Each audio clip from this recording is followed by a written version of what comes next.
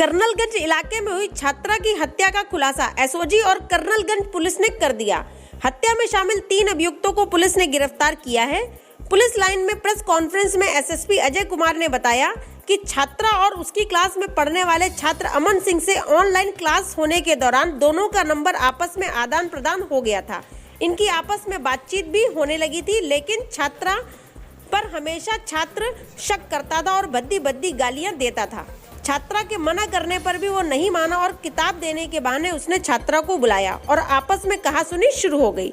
लेकिन युवक ने उससे कुछ पर्सनल बात करने के लिए IERT ग्राउंड के पास झाड़ियों में उसे ले गया और कुछ देर तक बातचीत करने के दौरान लड़की का मुंह और नाक दबाया। उस दौरान लड़की बेहोश हो गई और फिर उसके साथ युवक ने रेप किया और पास में स्थित कुएं में उसे गिरा दिया और वहां से भाग निकला। पुलिस का कहना है कि छात्र छात्रा पर हमेशा शक करता था कि वो किसी और लड़के से बात करती है। इस उद्देश्य से उसने छात्रा की हत्या कर दी।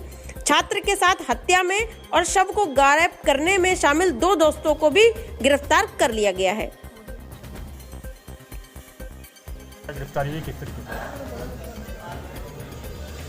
अभी 2-3 दिन पहले एक मुकदमा थाना कर्नलगंज पे दर्ज हुआ था, जिसमें एक वादी पीड़िता है के उन्होंने दर्ज कराया था 364 IPC का, जिसमें उन्होंने एक अमन सिंह राजपूत नाम के लड़के पर अपहरण करके लड़की की हत्या करने का आरोप लगाया था।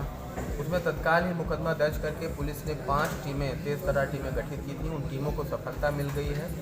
उस पूरी घटना का खुलासा हो गया है। मृतका लड़की का जो एक दोस्त था अमन सिंह राजपूत जिसका नाम है, और वो आजमगढ़ का रहने वाला पाया गया है। उसी के द्वारा ये पूरी घटना की प्लानिंग की गई। उसी के द्वारा लड़की को बहाने से, किताब लेने और देने के बहाने से बबूल की झाड़ियों की तरफ बुलाया गया। उसको वहाँ से एक सुनसान जगह पे कुआं है, उसके पास ले जा कर के उससे बातचीत की गई। उसके बाद चूँकि वो लड़का उस पर शंका करता था लड़की पर, इस कारण से उसमें हॉट टॉक शुरू हुआ। वहाँ पे मारपीट शुरू हुई। उसके बाद उस लड़के ने बहुत चालाकी से पीछे मुड़ करके उस लड़की का मुंह दबा दिया, नाक दबा दिया, जिससे वो बेहोश होकर मूर्छित हो गई। उसके बाद उसके साथ दुराचार किया। उसके बाद वहाँ से भाग गया। फिर अपने 2 साथियों, जिसका नाम दीपक यादव और निखिल कनौजिया सामने आया है। निखिल कनौजिया मऊ का रहने वाला है, जबकि दीपक यादव आजमगढ़ का है। उनकी मदद से उस लड़की को लाश को ठिकाने लगाने का काम किया। साथ ही साथ उस लड़की का बैग जो वहाँ कुएं के पास था, उसको भी कुएं में फेंक दिया। इस तरह का घटनाक्रम हुआ है। इन तीनों अभियुक्तों को गिरफ्तार करके सुसंगत धाराओं में इनको माननीय न्यायालय के समक्ष भेजा जा रहा है। इनके बारे में और डिटेल्स में अभी तफ्तीश जारी है। इनके DNA मिलान की कार्रवाइयाँ भी होंगी। साथ ही साथ जो एक घटनाक्रम उसमें आया है कि 1 या 2 लोग शायद और उसमें आवाज़ देते हुए आ गए थे कि कौन है पकड़ो, उसके भी बारे डाला या जो भी है उसके बारे में और भी पड़ताल अभी जारी है। विवेचना बिल्कुल जारी रहेगी। फिलहाल तीनों का इसमें पूरी तरह से दोष सिद्ध हुआ है, इसलिए उनको सुसंगत धाराओं 364, 376, 302, 201 IPC के तहत इनको माननीय न्यायालय के समक्ष पेश किया जा रहा है।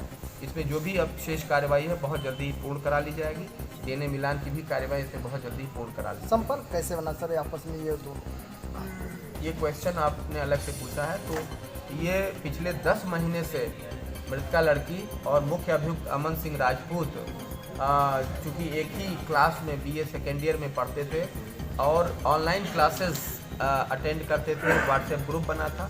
उसी व्हाट्सएप ग्रुप पे फ़ोटो देख करके एक दूसरे को इन्होंने मैसेज वगैरह भेजना शुरू किया, कॉल करना शुरू किया। इस तरह से इनकी नज़दीकियाँ बढ़ती गई।